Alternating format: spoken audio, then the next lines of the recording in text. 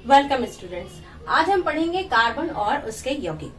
Carbon आपने अपने चारों तरफ जो चीजें देखी होगी सब में कार्बन होता है। जिसमें आग लगा दो और धुआं निकले काला काला, वो है कार्बन। तो मतलब इस काले कलूटे में ऐसा क्या है यार कि पूरा का पूरा एक चैप्टर ही दे दिया।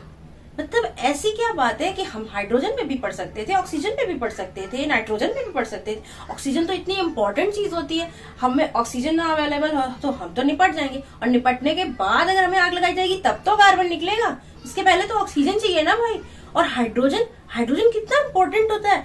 जो हम खाना खाते हैं, glucose C6H12O6, hydrogen oxygen, water H2O, hydrogen oxygen itself is very important. तो फिर हमें ऑक्सीजन क्यों नहीं पढ़ा रहे हो, कार्बन क्यों पढ़ा रहे हो? क्योंकि कार्बन में कुछ खास है। उसे काला कलूटा ना समझो। आपने हीरे का नाम सुना है? जी हाँ, हीरा है सदा के लिए। ऐसा क्यों कहते हैं पता है? क्योंकि हीरे में एक ऐसी खास बात होती है कि वो बहुत ज्यादा कठोर और बहुत ज्यादा स्थायी होता है। देखिए, हीरा भी बना होता है कार्बन से, लेकिन आप सोच रहे होगे कार्बन मतलब काला, और कहाँ हीरा और कहाँ कार्बन? नहीं, आप गलत समझ रहे हो। संगमरमर देखा है, एकदम भक्क सफेद, वो भी किससे बना होता है? कार्बन से। चूना किससे बना होता है? कार्बन से। तो इस वहम में बिल्कुल मत रहिए कि जो चीज काली हो, जो धुआं निकले, तो उसी का मतलब होता है कार्बन। जी नहीं, यही तो रहस्य है। इसीलिए तो आज हम पढ़ेंगे कार्बन। जी हाँ, तो चलिए जानते हैं। आपने देखा होगा ग्रेफाइट, कोयला और हीरा, जैसे मैंने आपको बताया, तो ये सब कार्बन से ही बने होते हैं। तो क्या होता है इन सब में अंतर? क्यों ऐसा है कि कोई चीज बिल्कुल काली है और बहुत ही सॉफ्ट है और बहुत ही मुलायम है, और एक चीज है बहुत कठोर है? ऐसा क्यों है? तो जानते हैं। देखिए, हीरा जो होता है वो दुनिया की सबसे कठोर वस्तु होती है, या सबसे कठोर प्राकृतिक पदार्थ होता है। क्यों? क्योंकि हीरे में जो कार्बन की अरेंजमेंट होती है, जो कार्बन का व्यवस्था होती है, वो एक पिरामिड की तरह होती है, जिसकी वजह से एक कार्बन दूसरे से बहुत टाइटली बॉन्ड होते हैं। कार्बन की जितनी भी संयोजकताएं होती हैं वो पूरी फुलफिल होती हैं। कार्बन की संयोजकता कितनी हुई? 4। अब इसको अपनी अवस्था को प्राप्त करने के लिए, यानी कि स्थायी अवस्था को प्राप्त करने के लिए, जैसा आपने पहले भी पढ़ा है कि कोई भी एटम दूसरे के साथ बॉन्डिंग क्यों करता है? हाँ, हम आपके साथ क्यों जुड़े हुए हैं, या आप हमेशा दिल किसी को ढूंढता क्यों रहता है? शांति के लिए, सुकून के लिए, चाहत के लिए। वैसी ही चाहत इन्हें भी होती है, शांति की, सुकून की। क्यों? क्योंकि जो ये एक नियम है, जो एटम का नियम है कि उसकी आउटर मोस्ट ऑर्बिट में कितने इलेक्ट्रॉन्स होने चाहिए? 8 इलेक्ट्रॉन होने चाहिए। अगर 8 इलेक्ट्रॉन मिल गए ना भैया, तो फिर आपको मोक्ष मिल जाएगा। ठीक है, लेकिन जब तक आउटर मोस्ट ऑर्बिट में 8 इलेक्ट्रॉन नहीं होंगे ना, तब तक आत्मा भटकती रहेगी। ठीक है, यही कहानी सारे एटम की है। हाँ, उत्कृष्ट गैस, नोबल गैसेस, इनको आप जानते ही हैं, क्योंकि इनकी बाहर की कक्षाएं जो है उनमें 8 इलेक्ट्रॉन पूरे होते हैं, इसीलिए ये वैरागी होते हैं। इन्हें किसी से मतलब नहीं, किसी से रिएक्शन करने की जरूरत नहीं। ठीक है, वैसे ही जैसे हमारे समाज में कुछ लोग होते हैं जिन्हें ज्ञान प्राप्त हो चुका होता है, उन्हें किसी से कोई मतलब नहीं। फिलहाल हम बात करते हैं यहाँ अपने चहेते एटम कार्बन की। तो कार्बन में जो है बाहर की जो सबसे आउटर मोस्ट ऑर्बिट होती है, उसमें इलेक्ट्रॉन बचते हैं 4 का मतलब ये हुआ कि इसे अपने अष्टक पूरा करने के लिए, अष्टक मतलब जो मैंने अभी बताया 8 इलेक्ट्रॉन, 8 का खेल है बाबू भाई। 8 इलेक्ट्रॉन अगर हो जाते हैं तो ही आपको मोक्ष मिलेगा, वरना भटकते रह जाओगे दुनिया में। तो अब इसे चाहिए 4 इलेक्ट्रॉन्स। ठीक है, अब 4 इलेक्ट्रॉन्स की वजह से ही ये दूसरों के साथ बॉन्डिंग करता है, दूसरों के साथ रिएक्शन करता है या शेयरिंग करता है। ठीक, तो इसमें होता ये है कि मैंने जैसे आपको बताया हीरे में कार्बन की जो संरचना होती है वो होती है पिरामिड स्ट्रक्चर की। हीरे में होता ये है कि कार्बन की चारों संयोजकताएं कार्बन से जुड़ी होती हैं, और जब चारों संयोजकताएं कार्बन से जुड़ी होती हैं तो ये बहुत कॉम्पैक्ट होता है, बहुत ही जटिल होता है। और हीरा 90 से 120 मील दूर पृथ्वी के नीचे दबा होने पे बनता है। और ये आप सोच रहे होंगे 90 से 120 मील नीचे, जब पृथ्वी के नीचे होता है तो ये बाहर हमें कैसे मिलता है? ये पृथ्वी के नीचे दबा होता है, और जब ज्वालामुखी आते हैं तो ये बाहर की तरफ आता है, सतह पे आता है, और तब हम हीरे की जब माइनिंग करते हैं तो हमें हीरा मिलता है। हीरा प्राकृतिक रूप से सबसे कठोर चीज है या प्राकृतिक सबसे कठोरतम प्राकृतिक खनिज है।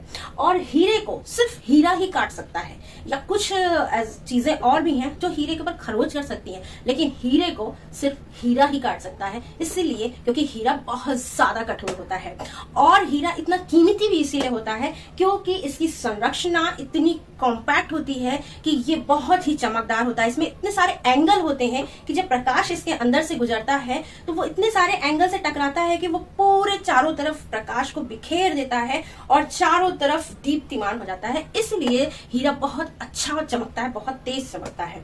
और दूसरी बात, हीरा जो होता है वो हाइड्रोफोबिक होता है, यानी कि हीरे पानी से भीगता नहीं है, लिपोफिलिक होता है। लिपो माने क्या होता है? ऑयल, यानी कि अगर आप ऑयल इसकी सतह पे लगाते हैं तो ये चिपचिपा और चिकना हो जाएगा, ठीक है। ऑयल से फिलिक है, ये इसे मोहब्बत है, लेकिन हाइड्रोफोबिक है। फोबिक है, फोबिया यानी कि डर। हाइड्रो यानी पानी से इसका कोई रिलेशन नहीं है, पानी डालोगे तो वो निकल जाएगा, उससे इसका कोई लेना देना नहीं, गीला नहीं कर सकता है हीरे को। तो आपने जाना कि हीरा इतना चमकदार, इतना स्पेशल क्यों होता है? Because of its pyramid structure, ठीक है, और इट्स एंगल। और जब हीरे को बहुत ज्यादा साफ सुथरा करते हैं, बहुत तराशते हैं, तब वो हमें मार्केट में मिलता है। और 1 कैरेट हीरा 10 लाख हीरे में से कोई एक हीरा ऐसा होता है जो पूरा 1 कैरेट या उससे ज्यादा का होता है। और 1 कैरेट से ज्यादा का हीरा चाहिए तो आप 10 मिलियन हीरे में से तराशेंगे, तब जाके कोई एक हीरा आपको 3 कैरेट के आसपास मिलेगा। तो आप समझ गए कि हीरा इतना कीमती क्यों है जी। अब हम बात करते हैं कि उसी कार्बन की जिसने इस बहुमूल्य चीज को हमारे लिए बनाया है, यानी कि कार्बन। तो आपने देखा कि कार्बन हमारे चारों तरफ जो जीवंत चीजें हैं उसमें कार्बन है। आप पढ़े होंगे लोअर क्लास में कि जो वायु है, वायु में कार्बन कितना परसेंट होता है? 0.03% कार्बन डाइऑक्साइड होती है ना। और भूपर्पटी पे भी ऐसे ही रेशियो में पॉइंट समथिंग परसेंट में 0.02% में भूपर्पटी पे कार्बन पाया जाता है। तो इतनी कम मात्रा में ही कार्बन ने इतना तहलका मचा रखा है। क्यों? तो इसलिए क्योंकि इसका आबंधन होता है सहसंयोजी आबंधन। अच्छा, सहसंयोजी आबंधन क्या होता है? इसका मतलब ये बहुत बड़ी चीज है भाई, इसे हमें जानना चाहिए। तो देखिए, संयोजी मतलब क्या आप समझ रहे हो? संयोजन मतलब कि एडजस्टमेंट हो रहा है कुछ, है ना, संयोजन किया जा रहा है। और सह संयोजन यानी कि 2 लोग मिल के कर रहे हैं। सह मतलब कि किसी की सह से, किसी के साथ से हो रहा है, ठीक है। और आबंध मतलब बॉन्डिंग बन रही है। तो इसमें होता ये है कि जो कार्बन है, कार्बन की जो बाहरी आउटर मोस्ट जो ऑर्बिट है उसमें 4 इलेक्ट्रॉन है, ठीक है। तो कार्बन के पास 4 लोगों की वैकेंसी खाली है। अब इसको अपने ऑक्टेन पूरे करने के लिए या तो 4 इलेक्ट्रॉन या किसी को दे दे, ठीक है, या तो फिर 4 इलेक्ट्रॉन किसी से ले ले, सिंपल। अच्छा, लेकिन होता ये है कि अगर अब आप देखिए, जैसे कि ये कार्बन है, ठीक है, ये इसका नाभिक है, ठीक। अब कार्बन का परमाणु क्रमांक अगर 6 है, ठीक है, इसका मतलब क्या हुआ कि कार्बन के न्यूट्रॉन कितने होंगे? 6, प्रोटॉन कितने होंगे? 6, और इलेक्ट्रॉन कितने होंगे? 6। यहां तक क्लियर है कि जितना परमाणु क्रमांक होता है उतने ही नंबर ऑफ न्यूट्रॉन होते हैं, उतने ही नंबर ऑफ प्रोटॉन होते हैं, उतने ही नंबर ऑफ इलेक्ट्रॉन होते हैं। यहां तक बात समझ में आई? इसका मतलब न्यूक्लियस के अंदर 6 न्यूट्रॉन होंगे और 6 प्रोटॉन होंगे, ठीक। इसका मतलब ये हुआ कि न्यूक्लियस में 6 पॉजिटिव चार्ज है, ठीक, और बाहर क्या है? 6 नेगेटिव चार्ज है। 1 2 3 4 5 6। अब ये तो मैंने एक ही ऑर्बिट में बना दिया, इसके बाहर 2 ऑर्बिट बनेगा, एक में 2 इलेक्ट्रॉन होंगे और एक में 4 इलेक्ट्रॉन होंगे, ठीक है। 1 2 3 4। यहां तक बात समझ में आई? अब हम ये कह रहे हैं कि अगर इसे अपना अष्टक पूरा करना है तो अपने ये 4 इलेक्ट्रॉन किसी को दे दे, तो यहाँ 2 ही बचेंगे। 2 है तो एसपीडीएफ के अकॉर्डिंग, एसपीडीएफ आप आगे पढ़ोगे, जो एस है वो कोश इसका बचेगा और एस में 2 इलेक्ट्रॉन होने चाहिए। उसके बाद तो जगह ही नहीं है, वैकेंसी ही नहीं है हमारे पास, रूम्स ही नहीं है, तो हमें कोई प्रॉब्लम ही नहीं है। अब हमारे पास रूम ही नहीं है, हमारे पास क्षमता ही नहीं है, तो हमें किस बात का रोना भाई? हमारे पास जितने हैं, जितनी हमारे पास जगह थी उतने हमारे पास स्टूडेंट है, बात ही खत्म। लेकिन अब क्या है कि लेकिन ये ऐसा करता नहीं है। क्यों नहीं करता? क्योंकि इसके पास जो 4 इलेक्ट्रॉन है, इनको अगर ये छोड़ेगा, भाई किसी को देगा तो अपनी कक्षा से बाहर ही तो निकालेगा। और इलेक्ट्रॉन अपनी कक्षा में जब घूमता है, ये तो आपने लोअर क्लास में पढ़ा होगा, अपनी कक्षा में ये घूमेगा तब तो इसे कोई टेंशन नहीं है, इसे कोई एनर्जी लॉस नहीं होती है ना। जैसे आप अपने घर में हो, है ना, तो फिर बिल्कुल कंफर्टेबल हो, कोई दिक्कत नहीं है, घर में दिन भर इधर उधर कर रहे हो। लेकिन जहां किसी ने कोई काम बोला तो भैया फिर कुछ टिप लगेगी, होता है ना ऐसा। तो वही बात है, मतलब इलेक्ट्रॉन जब तक अपनी कक्षा में घूम रहे हैं तब तक तो इन्हें कोई दिक्कत नहीं है, इनकी एनर्जी भी नहीं लॉस हो रही है, इन्हें कोई थकान भी नहीं हो रही है, कुछ दिक्कत नहीं है। लेकिन जब आप इन्हें कहेंगे कि अपनी कक्षा से बाहर जाओ, जब आप कहोगे कि जब मम्मी कहती हैं कि जाओ थोड़ा सा सामान ले आओ, भाई बाहर बहुत धूप है, कुछ टिप लगेगी तभी जाऊंगा, है ना, मतलब बिना घूस लिए तो जगह से खिसकना ही नहीं है। वैसे ही जब ये इलेक्ट्रॉन अपनी कक्षा से बाहर जाते हैं तो इन्हें कुछ एनर्जी चाहिए होती है, एक्स्ट्रा एनर्जी। और एक जाएगा कुछ एनर्जी लेगा, फिर 2 जाएगा कुछ एनर्जी लेगा, 3 जाएगा कुछ एनर्जी लेगा, 4 जाएगा कुछ, यानी कि जब 4 इलेक्ट्रॉन रिलीज करते करते तो इसकी हालत ही खराब हो जाएगी। कितनी ज्यादा एनर्जी लगेगी, है ना, तो उतनी एनर्जी ये इलेक्ट्रॉन्स, ये प्रोटॉन्स नहीं दे पाएंगे, इतनी ज्यादा एनर्जी नहीं रहती है इनके पास, ये 4 इलेक्ट्रॉन को रिलीज कर दे, बहुत ज्यादा एनर्जी लगेगी। ओके, अच्छा ये समस्या हो गई। चलो भाई, अगर ये इलेक्ट्रॉन भेज नहीं सकता, इतना इसकी औकात नहीं है ना, कि भाई इसके पास इतनी औकात नहीं है कि ये सब अपने 4 के चारों बच्चों को IIT करा दे या मेडिकल करा दे, नीट करा दे, ठीक, तो चलो ठीक है, तुम ले ही लो किसी से, भाई तुम भेज नहीं सकते तो किसी से ले लो, लेने में क्या प्रॉब्लम है। अच्छा, अब अगर ये 4 इलेक्ट्रॉन लेगा तो यहाँ पर क्या हो जाएंगे, 8 इलेक्ट्रॉन हो जाएंगे। अब बाहर कितने हो गए, 8 तो 10 इलेक्ट्रॉन्स हो गए। 10 इलेक्ट्रॉन्स का प्रेशर किस पे आ रहा है, 6 पॉजिटिव चार्ज पे, तो क्या होगा, बहुत ज्यादा बैलेंस नहीं बिगड़ जाएगा, है ना, इतना नेगेटिव चार्ज हो जाएगा। और जो है, अगर पूरी क्लास में अगर 100 लड़कों में 3-4 लड़कियां हो जाए तो प्रेशर नहीं पड़ेगा, बहुत प्रेशर पड़ेगा ना भाई। अब बैलेंस बिगड़ जाएगा तो फिर स्थिति खराब हो जाएगी, शांति भंग हो जाएगी, दंगे होने लगेंगे कि नहीं, ऑनेस्टली। तो वही हाल है यहाँ कि अगर 8 इलेक्ट्रॉन्स का प्रेशर 6 प्रोटॉन्स पे आ जाएगा तो वो भी ये नहीं झेल पाएगा, है ना। तो जब वो झेल नहीं पाएगा तो ये बहुत अनस्टेबल कंडीशन हो जाएगी, ये फिर स्टेबल नहीं हो सकता because of energy level difference, ठीक है। तो ये स्थिति इस वजह से नहीं हो सकती, इस वजह से ये 4 इलेक्ट्रॉन किसी से ले नहीं सकता, अपनी कक्षा में रख नहीं सकता। कैसे, जैसे कि आयनिक बॉन्ड में आपने देखा था कि सोडियम के पास बाहर 1 इलेक्ट्रॉन था, इसने दे दिया, भैया 1 इलेक्ट्रॉन था, दे दिया, इससे इसके ऊपर कोई फर्क नहीं पड़ा। और क्लोरीन के पास 1 ही इलेक्ट्रॉन आया तो उसके ऊपर भी इतना फर्क नहीं पड़ा, ठीक है। लेकिन यहाँ 4 इलेक्ट्रॉन की बात हो रही है, ठीक, और अंदर जो जिसको झेलना है उसके ऊपर देखो कितना प्रेशर पड़ रहा है। तो इसलिए कार्बन के साथ ऐसा हो जाता है कि ना तो ये 4 इलेक्ट्रॉन दे के 4+ चार्ज बना सकता है, ठीक है, धनायन, और ना ही 4 इलेक्ट्रॉन लेके ऋणायन बना सकता है, ठीक है।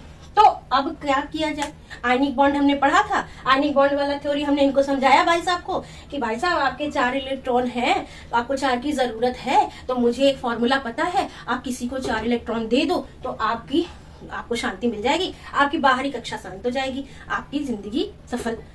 लेकिन इन्होंने ट्राई किया, इनके ऊपर वो फॉर्मूला फेल हो गया। फिर हमने इन्हें दूसरा सुझाव दिया कि भाई साहब अगर आप किसी को दे नहीं सकते तो फिर किसी से लेके भी आप ऑक्टेट पूरे कर सकते हो। इन्होंने वो भी ट्राई किया, उसमें भी गदर हो गया। तो अब क्या हुआ कि आयनिक बॉन्ड वाली थ्योरी तो फेल हो गई, इन्होंने सरेंडर कर दिया। हमने अब किया जाए, ना ये इलेक्ट्रॉन दे सकता ना इलेक्ट्रॉन ले सकता है, तो फिर जिंदगी क्या ऐसे ही बीतेगी, कुछ तो रास्ता निकालना पड़ेगा ना भाई। तो रास्ता क्या निकाला गया कि भाई जैसे तुम हो वैसे दुनिया में और भी लोग हैं, है ना, उन्हें भी जरूरत होगी, तुम्हारे जैसे और भी उन्हें भी जरूरत होगी।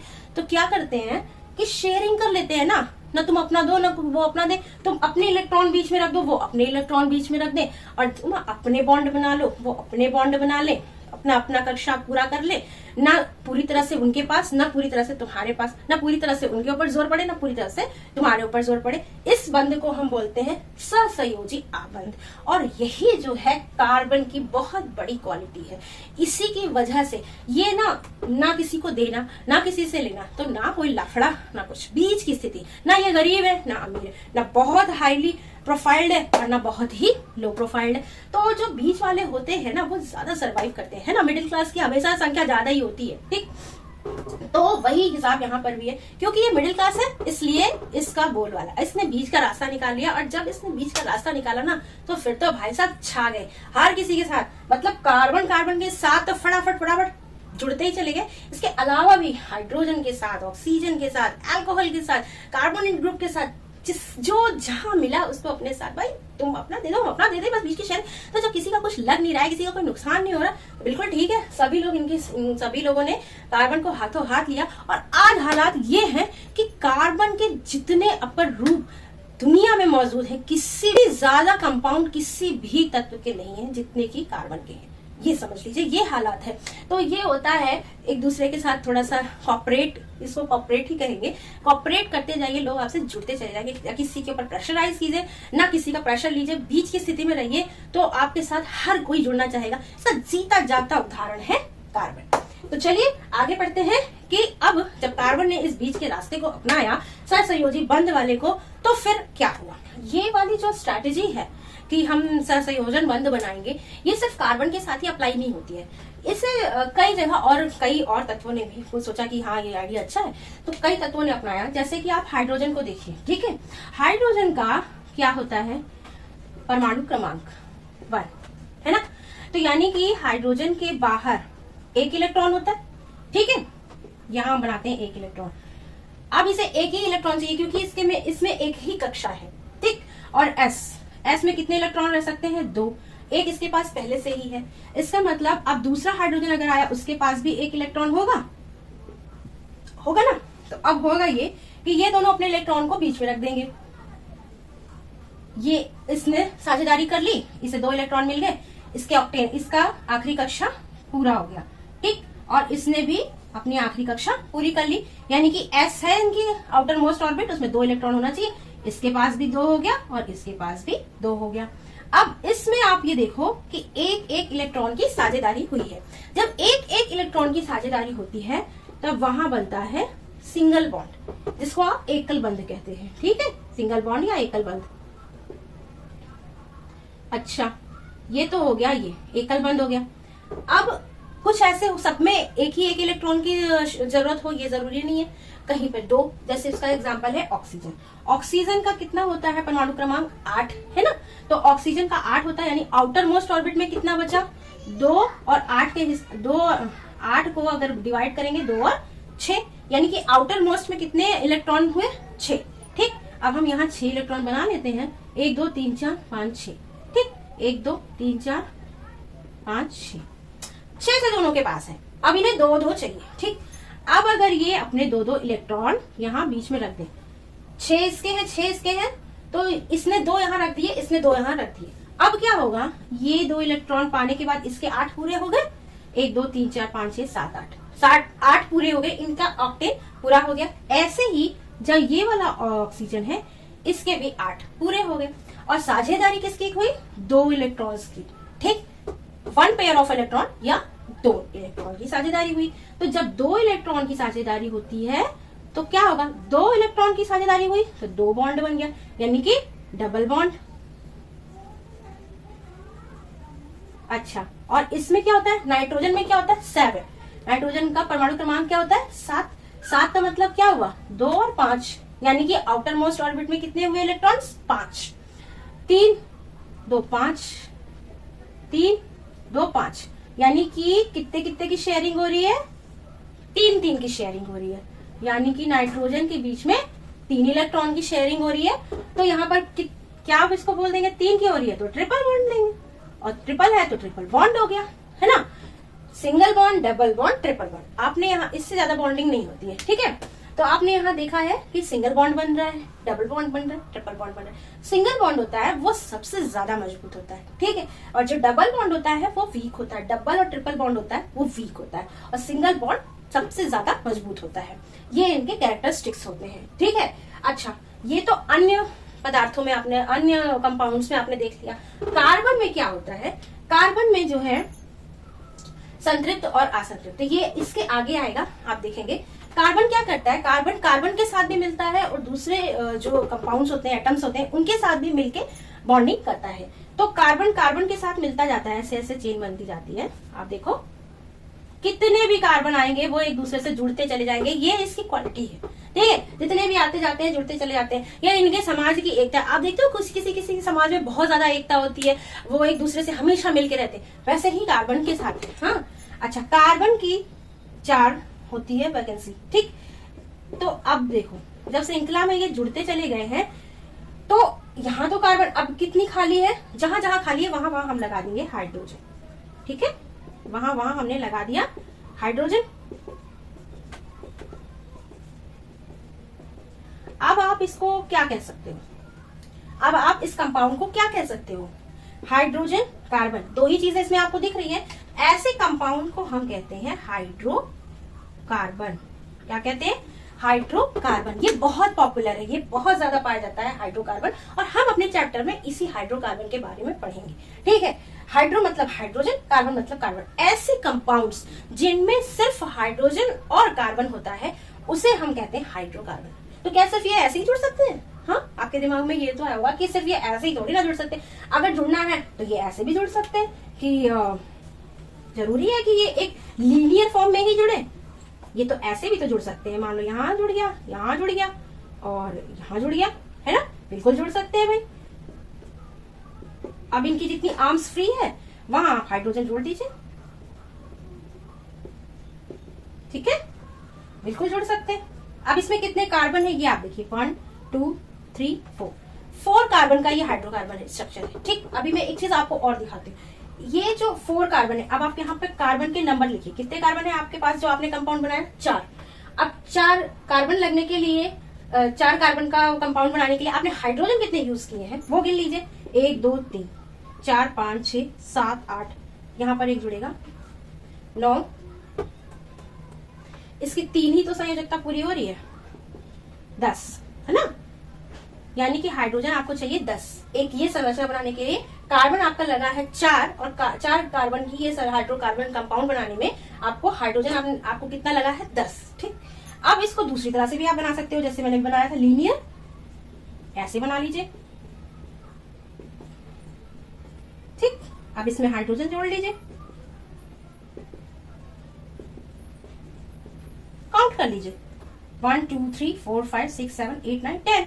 इसका मतलब इसमें भी C4 लगा है और H10 लगा है ना। तो अब आप ये बताइए कि ये भी C4H10 है और ये भी C4H10 है। ठीक है, इसका मतलब है कि ये और ये है तो एक ही चीज, है ना, है तो एक ही चीज, लेकिन इसकी संरचना अलग अलग है। तो इसमें कोई डिफरेंस है या सिमिलर है, क्या होगा ये? जी, ऐसा ही होता है। जो कार्बन है वो उनका एक पैटर्न होता है, क्योंकि उनकी संयोजकता है तो वो एक पैटर्न में जुड़ते हैं। अभी ये क्या है कि जैसे कार्बन के साथ 4 वैकेंसी है उसकी, ठीक है, और आपने चारों में हाइड्रोजन जोड़ दिया है, तो इसे हम मेथ कहेंगे, मेथेन। मेथेन का नाम सुना है ना, मेथेन। अच्छा, मेथ क्या चीज होती है? नंबर ऑफ कार्बन के हिसाब से उनका नाम दिया जाता है। ठीक है, अगर अब ऊपर आप ये समझिए, इस चीज को थोड़ा सा ध्यान से समझेंगे तो ये बहुत आसान है, इसके हर कंपाउंड का नाम देना बहुत ही आसान है। जैसे कि ये एक कार्बन है, ठीक है, तो इसको हम बोलेंगे मेथ। हम अब कार्बन के, हाइड्रोकार्बन के या कार्बनिक कंपाउंड के नाम की प्रक्रिया पे चल रहे हैं। ठीक है, धीरे धीरे। अभी फिलहाल हम इसे और डिटेल में पढ़ेंगे। फिलहाल मैं अभी बताना चाह रही हूँ, थोड़ा सा आपको एक आइडिया देना चाह रही हूँ। एक कार्बन है तो उसको मेथ बोलेंगे, और 2 कार्बन अगर आपके कंपाउंड में है तो उसको एथ बोलेंगे। ठीक है, अब अगर कार्बन में चारों संयोजकताएं हाइड्रोजन से मिल गई हैं तो मेथेन होगा, एन लगेगा। ठीक है, मेथ के आगे एन लगेगा, सिंगल है तो। अब एथ है, अगर एथ यानी कि 2 कार्बन के बीच में सिंगल बॉन्डिंग होके बन रहा है और हाइड्रोजन लगा दीजिए तो ये एथेन हो गया। ठीक है, लेकिन अभी यहां पर ही डबल बॉन्डिंग होती कार्बन कार्बन के बीच में तो ये एथीन हो जाता, यानी कि ईन लग जाता, और यही कार्बन कार्बन के बीच में ट्रिपल बॉन्डिंग हो जाती तो आइन हो जाता, यानी कि एथ के आगे 2 कार्बन मतलब एथ और ट्रिपल बॉन्डिंग मतलब आइन यानी कि एथाइन। ठीक है, सिंपल। देखो कितने नंबर ऑफ कार्बन है इस हिसाब से आपको नाम दिए गए हैं। क्या? मेथ, एथ, फिर प्रोप मतलब नंबर ऑफ कार्बन 3 हो जाए, प्रोप, ब्यूट, ये 1 2 3 4 5 के लिए पेंट, जानते ही आप पेंटा होता है, 6 हेक्स, 7 है तो हेप्ट। अच्छा, ये नाम आप यूज करोगे आपके नंबर ऑफ कार्बन के हिसाब से, और कार्बन किस बॉन्डिंग से जुड़े हैं इसके लिए आप उसके आगे वाला नाम, इसका पूरा नाम। जैसे आपका, जैसे मेरा नाम क्या है, शिल्पी, या तो मेरा नाम हो गया, उसके बाद मेरा सरनेम क्या है, ये मेरे फादर मदर या मेरी फैमिली के हिसाब से डिसाइड हो गया। वैसे ही इनका नाम ये हो गया, नंबर ऑफ कार्बन के हिसाब से ये इनका नाम हो गया, और बॉन्डिंग के हिसाब से इनका आगे का सरनेम डिसाइड हो जाएगा। अगर सिंगल बॉन्ड है तो एन लगा देंगे, ठीक है। मेथ है, सिंगल बॉन्ड है तो एन, और सिंगल बॉन्ड में ही मेथ रहेगा क्योंकि डबल बॉन्ड के लिए दूसरा कार्बन चाहिए। और अगर मेथेन है, मेथेन का मतलब एक ही कार्बन है, तो डबल बॉन्डिंग कहां से होगी, दूसरा पार्टनर कैसे होगा। अगर दो पार्टनर हो गए तो एथ हो गया ना, उसका नाम बदल गया। इसलिए जो एथीन वाला कंपाउंड होता है उसमें मेथ नहीं हो सकता, क्योंकि इसमें कार्बन कार्बन के बीच में डबल बॉन्डिंग चाहिए, और मेथ का मतलब सिंगल कार्बन, तो ये पॉसिबल नहीं है, ठीक है। अच्छा, तो ये एक चीज हो गई, इसे आप समझ सकते हो कि भाई अगर दो कार्बन है तो हम पहले लिखेंगे एथ, कि हाँ हमें जो कंपाउंड दिया उसमें दो कार्बन दिख रहा है तो एथ लिख लिया हमने। नेक्स्ट हम क्या देखेंगे कि कार्बन के बीच में बॉन्डिंग कितनी है।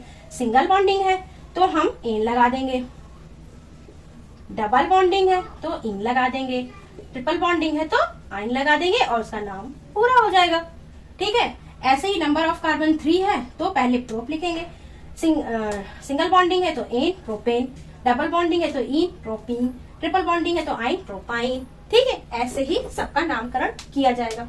ये हेप्ट है, फिर ये 10 तक जाता है, ठीक है। इसको आप आगे भी पढ़ेंगे। तो इसमें मुझे बताना ये था कि जो कार्बन होता है इसमें श्रृंखलन की बहुत अच्छी क्षमता होती है, बहुत ज्यादा। ये इसकी खास बात होती है कार्बन में श्रृंखलन की क्षमता, ठीक है। तो जो कार्बन होता है इसका हम अभी मीथेन के बारे में हम डिस्कस करते हैं, ठीक है। मीथेन, मेथ और एन दिया है। मेथ का मतलब हम यहाँ पर कार्बन कितना लेंगे, एक, ठीक। अब कार्बन की चारों इलेक्ट्रॉन हमने लिख लिए। अब इसके बाद हम यहाँ पर लगाएंगे हाइड्रोजन, ठीक, और हाइड्रोजन का एक एक इलेक्ट्रॉन। अब क्या होगी, साझेदारी।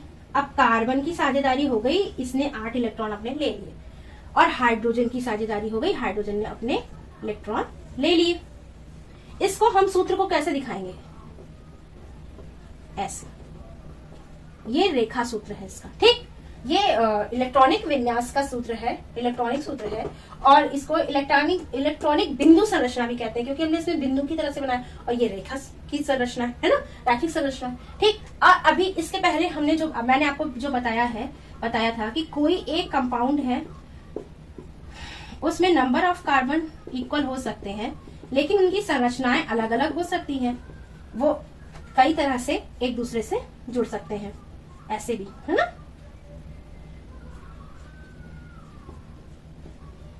तो ये चीज हमने यहाँ डिस्कस की थी। तो इनका क्या होगा क्या, इनका देखो, इसमें भी C3 और H 8 होगा ना, 1 2 3 4 5 6 7 8।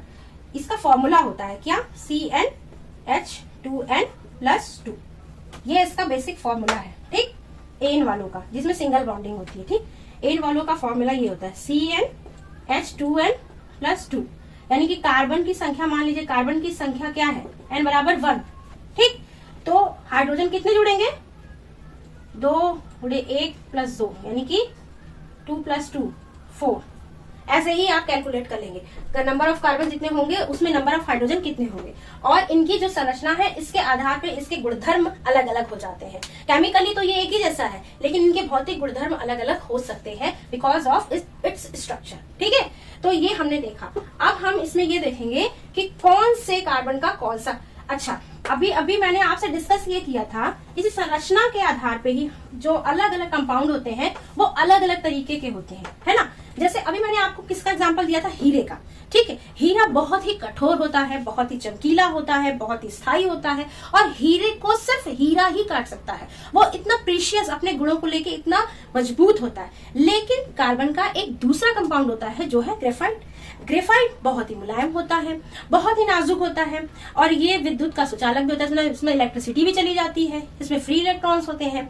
तो ऐसा क्यों है, क्योंकि ग्रेफाइट में एक कार्बन की वैकेंसी हमेशा फ्री रहती है, ठीक है। क्योंकि ग्रेफाइट की संरचना ऐसी होती है, हेक्सागोनल टाइप की, एक परत के जैसी होती है, ठीक है।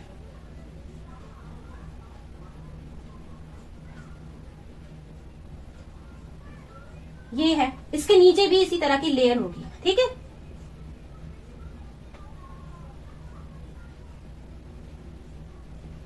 ठीक, जो ग्रेफाइट होता है वो लेयर्स में होता है, और जो लेयर्स के बीच में ये वॉन्डरवॉल एक फोर्स होता है जिसकी वजह से ये एक दूसरे से चिपके रहते हैं, इनके ऊपर लेयर फिसलती रहती है। ठीक है, आपने ग्रेफाइट कहाँ कहाँ देखा है? आपने ग्रेफाइट पेंसिल में देखा होगा, ये स्नेहक के रूप में यूज होता है। ग्रेफाइट कैसा होता है? काले काले रंग का होता है। इसे पेंसिल के अंदर जो ग्रेफाइट होता है, आपने देखा उसको शार्प करते जाओ तो वो टूटता जाता है, बहुत मुलायम होता है। हाँ, और उससे आप पेपर पे लिखिए तो वो पेपर पर उसके निशान भी बन जाते हैं।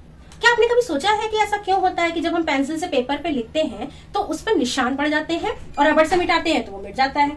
ऐसा इसलिए होता है कि ग्रेफाइट में जो कार्बन होता है उसकी संरचना हेक्सागोनल होती है और वो परत के रूप में होता है, और वो परतें जो है वो एक दूसरे के ऊपर फिसलती रहती हैं, और जब हम उसे पेपर के ऊपर लिखते हैं उस ग्रेफाइट से या उस पेंसिल से, तो वो लेयर एक दूसरे के ऊपर फिसलती हुई कागज पर चिपकती चली जाती है।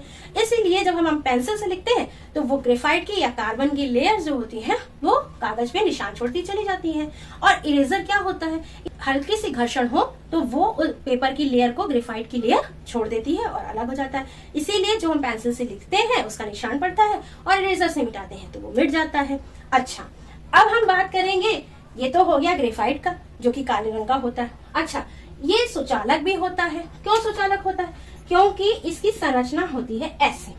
ठीक है, इसमें ये जो ग्रेफाइट होता है उसके 3 आर्म्स में कार्बन जुड़े होते हैं, लेकिन एक जो होती है, एक इलेक्ट्रॉन या एक आर्म, वो हमेशा खाली रहती है। ठीक है, तो जब हमेशा एक खाली रहेगा तो स्पेस रहेगा, इसलिए तो वो लेयर के फॉर्म में होता है। तो इस वजह से ये क्या होता है कि यही हमें आयन के रूप में मिल जाता है। जब हमें इलेक्ट्रिसिटी क्यों बहती है? क्योंकि उसमें आयन होना चाहिए, और यही चीज हमें आयन देती है, और इसी आयन की सहायता से इलेक्ट्रिसिटी फ्लो होती है। ठीक है, अब हम आ जाते हैं अपने कठोरतम उस पे पदार्थ पर, जो है हीरा। हीरे की संरचना ऐसी होती है, बिल्कुल कॉम्पैक्ट होती है।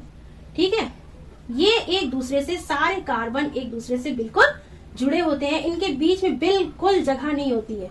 ठीक है, और ये इतनी चारों तरफ से पूरा हेक्सागोनल, पूरा चारों तरफ से पिरामिड की तरह से जुड़े होते हैं, इसीलिए इसमें कई सारे एंगल होते हैं। तो जब इन पे लाइट पड़ती है तो वो कई सारे एंगल से टकरा के बाहर निकलती है, तो पूरी तरह से वो अपने लाइट को विकिरणित कर देता है। इसीलिए जब हीरे के अंदर से लाइट गुजरती है तो पूरी तरह से फैल जाती है, पूरे एंगल में फैल जाती है। इसीलिए हीरा इतना चमकदार दिखता है, और हीरा इतना ज्यादा कठोर भी इसीलिए होता है क्योंकि ये पिरामिड संरचना का होता है। इसमें कोई भी कार्बन की आर्म खाली नहीं होती है, एकदम कॉम्पैक्ट तरीके से, बहुत ज्यादा दबाव में और बहुत ज्यादा प्रेशर और टेम्परेचर के पड़ने पर ही हीरे का निर्माण होता है। पूरा कार्बन एक दूसरे से इतने ज्यादा जुड़े होते हैं ना कि किसी चीज के बीच में जगह ही नहीं होती है। इसीलिए हीरा बहुत ज्यादा कॉम्पैक्ट होता है, इसीलिए बहुत ज्यादा कठोर भी होता है, और ये बहुत दुर्लभ भी होता है। क्यों? क्योंकि ये हीरा बहुत ज्यादा जमीन के नीचे पाया जाता है, क्योंकि बहुत ज्यादा प्रेशर तभी तो पड़ेगा, जब जितना नीचे चीज होगी उतना ही ज्यादा उसके ऊपर प्रेशर पड़ेगा। तो ये जब ज्वालामुखी फटता है तब ये नीचे से बाहर आ जाता है, और तब ये ऊपर या कहीं भी खदानों में ये थोड़ा ऊपर की लेयर में आ जाता है। तो फिर उसके बाद जब हम इसे माइन करते हैं तो ये हमें मिलता है। आपने ये देखा कि कार्बन में जो श्रृंखलन की क्षमता होती है, जो स्ट्रक्चर, आपने यहाँ देखा कि कितना बड़ा रोल है स्ट्रक्चर का। आपको पता है कि ग्रेफाइट का रासायनिक सूत्र क्या होता है? ग्रेफाइट कार्बन से बना होता है, इसलिए ग्रेफाइट का रासायनिक सूत्र होता है सी। यस, ग्रेफाइट का रासायनिक सूत्र होता है सी, जो कि कार्बन का भी रासायनिक सूत्र होता है।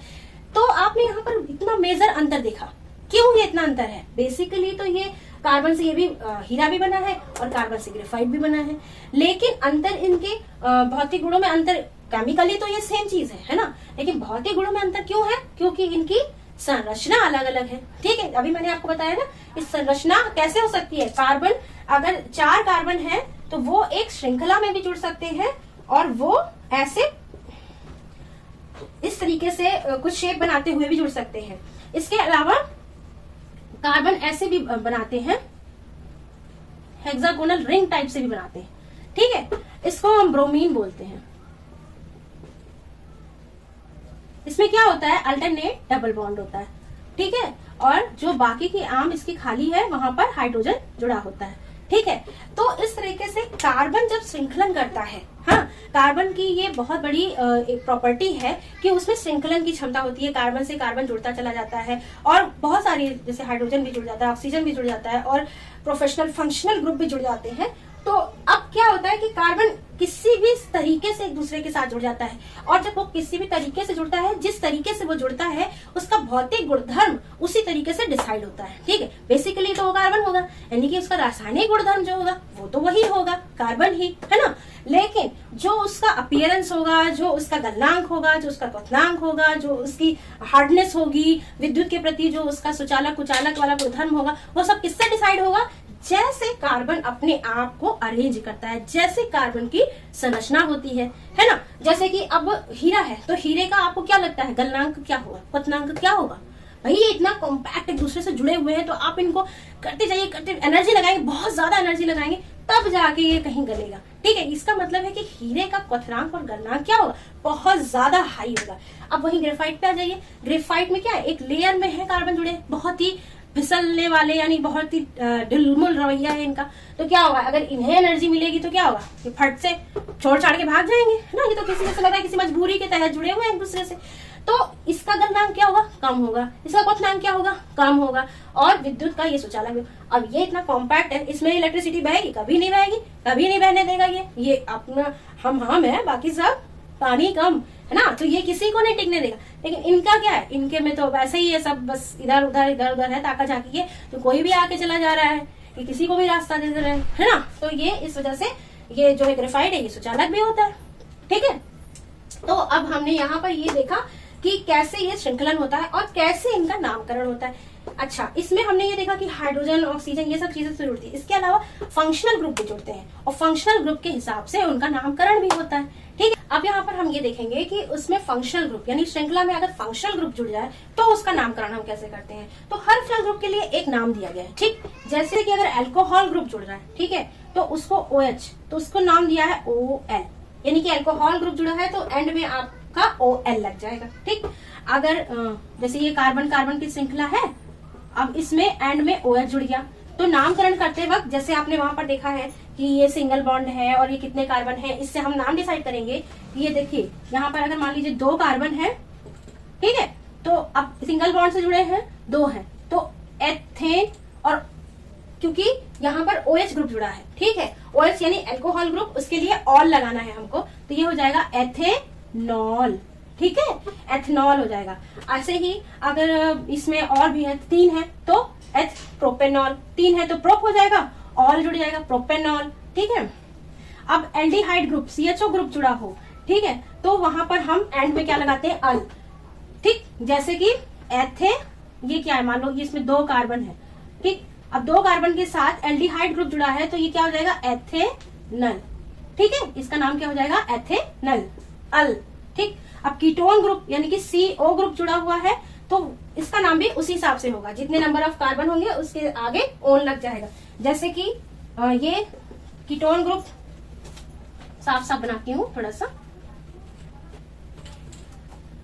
ये है, इसके बीच में कीटोन ग्रुप जुड़ गया। अब यहाँ पर तो ये कितने, अब ये कीटोन ग्रुप है, इसको कार्बन में काउंट नहीं कर रहे हैं। ठीक है, H, ठीक, 1 2, तो ये हो जाएगा एथेनॉल। ठीक, कार्बोक्सिलिक एसिड में अगर कार्बोक्सिलिक एसिड का क्या होता है, COOH, अगर COOH जुड़ा है तो हम क्या लगाएंगे, ओइक। ठीक, जैसे एथे हो गया, एथेनोइक। ठीक, वैसे ही इन और आइन, इन दोनों का मैंने पहले ही आपको बताया, इन कहाँ लगेगा, जहां डबल बॉन्ड होगा। ठीक है, अगर कार्बन कार्बन के बीच में डबल बॉन्ड है तो एथीन, इन हो जाएगा, और अगर कार्बन कार्बन के बीच में ट्रिपल बॉन्ड है तो एथाइन हो जाएगा। आइन यहाँ लिखा है ना, तो एथाइन हो जाएगा। यहाँ आपको समझ में आया कि हम कार्बन कार्बन के नामकरण कैसे करते हैं। ये तो मैंने आपको बताया, मैथ, एथ, प्रोप, नंबर ऑफ कार्बन के हिसाब से उसका नाम दिया गया है। उसके बाद बॉन्डिंग के हिसाब से उसका सरनेम दिया गया है। अब जो सरनेम है, जरूरी नहीं है कि सिर्फ यही हो, क्योंकि कार्बन भाई बहुत ज्यादा फ्रेंडली है, तो बहुत ज्यादा फ्रेंडली होने की वजह से और भी ग्रुप इसके साथ जुड़ना पसंद करते हैं। तो जो फंक्शनल ग्रुप जब जुड़ जाते हैं ना, तो फंक्शनल ग्रुप जब इनके साथ जुड़ते हैं तो ये थोड़ा सा उनको प्रेवलेंस देते हैं फंक्शनल ग्रुप को, तो उनका नाम, जो कार्बन का नाम होता है, वो जैसा फंक्शनल ग्रुप जुड़ा होता है उस हिसाब से नाम देते हैं। ठीक है, तो ये तो आप ध्यान रखोगे कि अगर नंबर ऑफ कार्बन कितने हैं उस हिसाब से हमें फर्स्ट नेम तो उस हिसाब से देना है, मैथ देना है, एथ देना है, प्रोप देना है, ब्यूट देना है, पेंटा देना है। ठीक, अच्छा, उसके बाद सरनेम आप कैसे लगाओगे?